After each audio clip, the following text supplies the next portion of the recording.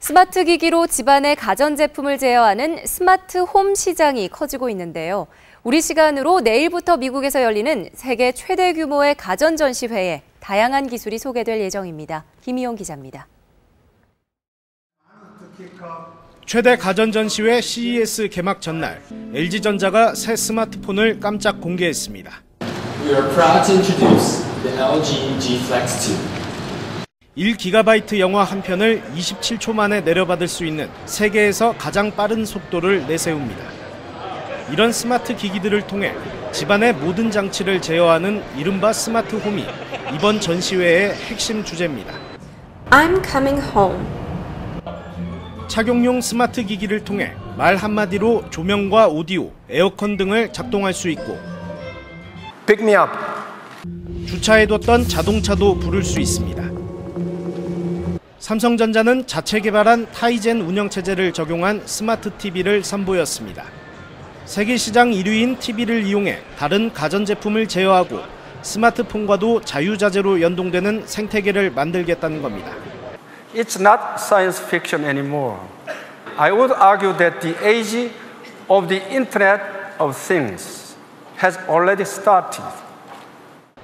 지난해 50조 원 규모였던 세계 스마트홈 시장은 4년 뒤면 배 이상으로 커질 전망입니다. 스마트홈 시장 선점을 위한 가전업체 간의 경쟁이 치열해지면서 영화 속에서나 보던 상상이 현실이 되어가고 있습니다. 미국 라스베이거스에서 KBS 뉴스 김희용입니다.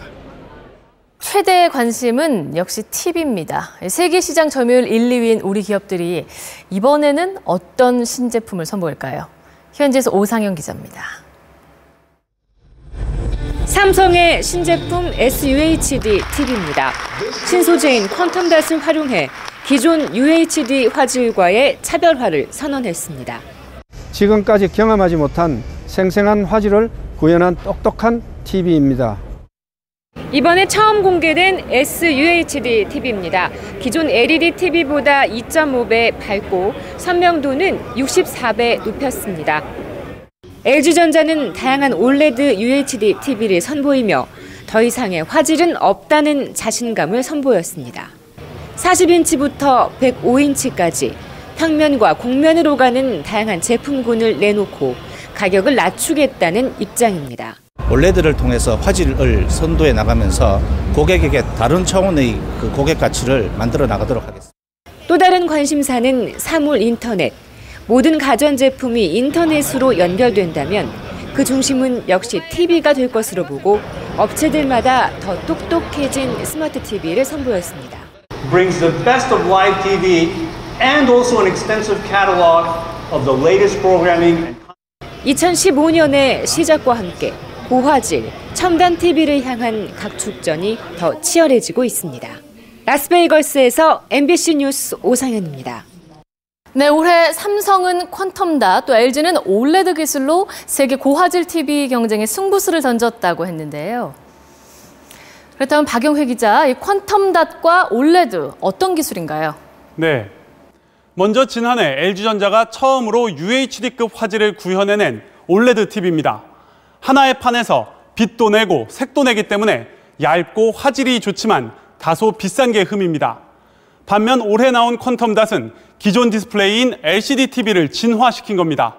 판이 여러 장인 LCD TV에 색을 내는 반도체 소자, 즉 퀀텀닷을 칠한 필름을 한 겹 더 얹어서 색 재현력을 끌어올린 겁니다. 삼성은 이 퀀텀닷으로 큰 가격 상승 없는 화질 혁명을 이루겠다는 입장이고 LG는 선점한 고화질 OLED TV의 가격을 낮춰 대중화하겠다고 맞서고 있습니다. 스마트폰 전쟁의 포성도 시작됐는데요. 역시 디스플레이의 진화가 눈에 띕니다. 화면을 구부린 LG의 G 플렉스 2, 손에 쥐기 편하도록 뒤편을 더 많이 구부렸습니다. 흠집이 생겨도 10초 만에 치유되는 이른바 셀프 힐링 기능도 호평을 받고 있습니다. 우리나라는 세계 가전 전시회마다 새로운 기술을 선보이며 분위기를 주도해 왔는데요. 애플, 또 샤오미 같은 중국 업체들의 거센 도전을 뿌리칠 수 있을지 관심이 뜨겁습니다. MBC 뉴스 박영혜입니다. 현대자동차그룹이 81조 원 가까운 대규모 투자 계획을 발표했습니다. 무인 비행기 드론이 우리의 일상 속으로 영역을 빠르게 넓혀가고 있습니다. 미국의 대표적인 온라인 유통업체죠. 아마존은 드론을 이용한 택배 서비스 준비에 이미 착수하지 않았습니까? 이렇게 장난감 크기만한 셀카 드론도 개발이 되었습니다. 일상생활 속 자신의 모습을 드론으로 촬영하는 일도 가능해진 겁니다. 오늘 뉴스 플러스 끝없이 변화하는 드론의 진화를 살펴보겠습니다. 먼저 오상영 기자입니다. 미국 라스베이거스 세계 전자제품 박람회 CES 전시장. 전용관으로 마련된 드론 전시장에 각종 신제품이 즐비합니다. 셀카로는 찍을 수 없는 찰나의 순간을 사진으로 포착해 휴대전화로 전송하는 6.5cm 크기의 초소형 드론. 1km 이상 떨어진 거리에서도 360도로 카메라를 돌려가며 역동적인 영상을 찍어주는가 하면 대기 중의 온도와 에너지를 감지해 화재와 전력 수급 상황을 실시간으로 모니터링해주는 전문 드론도 등장했습니다. 적외선 미사일을 쏴 상대와 대결을 펼치는 30g짜리 드론은 국내 업체가 만든 완구용 제품입니다. Anybody can use them and do something innovative. So a lot of people end up buying these for toys or just for recreation. 이번 전시에서는 전 세계 5개 나라 16개 업체의 신제품이 공개됐습니다. CES에서 드론 전용관이 생긴 건 이번이 처음입니다. 단순한 소형 비행기로 인식되던 드론이 이제는 생활 가전으로 자리를 잡아가고 있다는 얘기입니다. 무인기가 바다 위를 비행합니다. 독일 택배업체 DHL의 드론으로 육지에서 12km 떨어진 섬까지 의약품을 날랐습니다. 정부 허가를 받고 조종사 시야에서 벗어나 드론이 소포를 배달한 첫 사례입니다. It was desperately needed, so we were able to provide it very quickly. 공영 물류업체 아마존도 드론 배달 서비스에 눈독을 들이고 있습니다.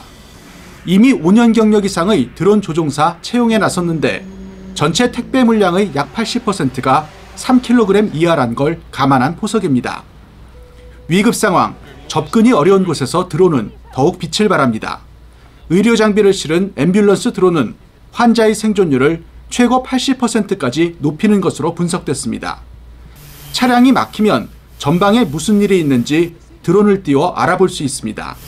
광활한 농지, 골프장 관리 상태도 간편하게 점검이 가능합니다.